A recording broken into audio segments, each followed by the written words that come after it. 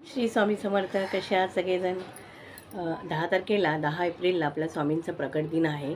त्यासाठी आपल्याला अगोदरच सेवा चालू करायची आहे. स्वामींचं पारायण तुम्ही चालू करू शकता. जसं जमते तुम्हाला 1 अध्याय 2 अध्याय तर असं 21 तुम्हाला सेवा करायची आहे स्वामींची. तुम्हाला जर उशीर झाला असेल तरी चालेल. तुम्ही एका दिवसाला 2 अध्याय चालू करा किंवा एका दिवसाला 3 अध्याय चालू करा तुम्ही स्वामींचे 10 तारखेपर्यंत. एक माळ स्वामींचं नामस्मरण 1 ते 11 माळी तुम्ही ॲट अ टाईम तुम्ही करू शकता स्वामींची नामस्मरण. नाहीच जमलं तर तुम्ही तारक मंत्र 11 वेळा बोला, तेही सेवा तुम्ही करू शकता. असा काही प्रॉब्लेम नाही आहे. तर ह्या सेवा आपल्याला चालू करायच्या आहे स्वामींचं प्रकट दिन आहे त्या दिवशी. त्यासाठी खूप उत्सुक आहे की ती सेवा कशी होईल, कसं पूर्ण होईल. त्यासाठी तर स्वामी बसले आहे, स्वामी ही सेवा पूर्ण करून घेतील. तुम्ही हा विचार करा की फक्त आपल्याला स्वामींची सेवा करायची आहे. स्वामींकडे काही मागू नका. स्वामी स्वतः सर्व देतील आणि ते बघतात, ते परीक्षा घेतात, भक्तांची परीक्षा घेतात. त्यामुळे खसून जाऊ नका. जेवढे स्वामी परीक्षा घेतील ना त्याच्यापेक्षा डबल तुम्ही सेवा करत जावा. त्याचं फळ तुम्हाला स्वामी देणार.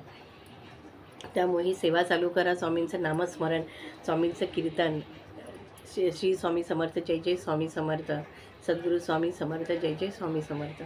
या मंत्राचा तुम्ही नामस्मरण करू शकता, भजन करू शकता, कीर्तन करू शकता. स्वामींना तुम्ही त्यांच्या आवडतं झुणका भाकरीचं नैवेद्य ठेवू शकता. तर पारायण करायला काही अडचणी नाही आहेत. तुम्हाला पारायण करताना तुम्हाला संकल्पयुक्त पारायण करू शकता. नाही संकल्प करायचा तर तुम्ही असेही पारायण चालू करू शकता. संकल्प करून केला तर तुम्ही हातामध्ये फूल आणि अक्षता, हळदी कुंकू घेऊन तुम्हाला संकल्प करायचा आहे की मी काय कारणास्तव पारायण उचलत आहे, पारायण करत आहे, ते स्वामींजवळ बोलायचं आहे. मठामध्ये नारळ, खडीसाखर तुम्हाला जाऊन मठ जवळ असेल तर तुम्हाला स्वामींना देऊन स्वामींना सांगणं करायचं मी पारायणला सुरुवात करत आहे, माझं पारायण निर्विघ्नपणे पार पडू दे, असं सांगून तुम्हाला सांगणं करून घरी पारायणला सुरुवात करायचं आहे. नाहीच मठात जायला जमलं तर तेच नारळ आणि खडीसाखर तुम्ही तुमच्या देवघरामध्ये ठेवू शकता स्वामींच्या मूर्तीसमोर आणि पारायणला सुरुवात करू शकता.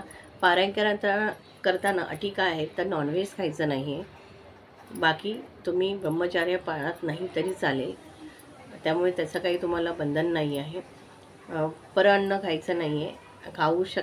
खाल्लात तर तुम्हाला आपल्या गायत्री मंत्राचं पठण करायचे 3 वेळा आणि त्यानंतर तुम्ही परअन्न खाऊ शकता. पण शक्यतो टाळा. प्लस घरात कोणी खात असेल तर त्यांना खाऊ द्या. त्यांना एकदा रिक्वेस्ट करून बघा की माझं पारायण चालू आहे तर तुम्ही थोडे दिवस कंट्रोल करू शकता का. तर ह्या गोष्टीप्रमाणे तुम्ही सगळ्या गोष्टी करा. स्वामींचं नामस्मरण, स्वामींचं तारक मंत्र, स्वामींचं माला मंत्र आहे, स्तवन आहे. तुम्ही ह्या गोष्टींचाही संकल्प करू शकता. पण स्वामींची सेवा करायची आपल्याला. तर तुम्ही स्वामींची सेवा न करता तुम्ही स्वामींची सेवा सुरुवात करा. हे लक्षात ठेवा, स्वामींची सेवा करायची आहे आपल्याला आणि पूर्णपणे करायची आहे. आणि कुठलीही अपेक्षा न ठेवता तुम्हाला स्वामींची आराधना आणि स्वामींची सेवा करायची आहे. त्यामुळे चालू करा स्वामींचं. यापुढे मी पुढची व्हिडिओ आणेल. धन्यवाद.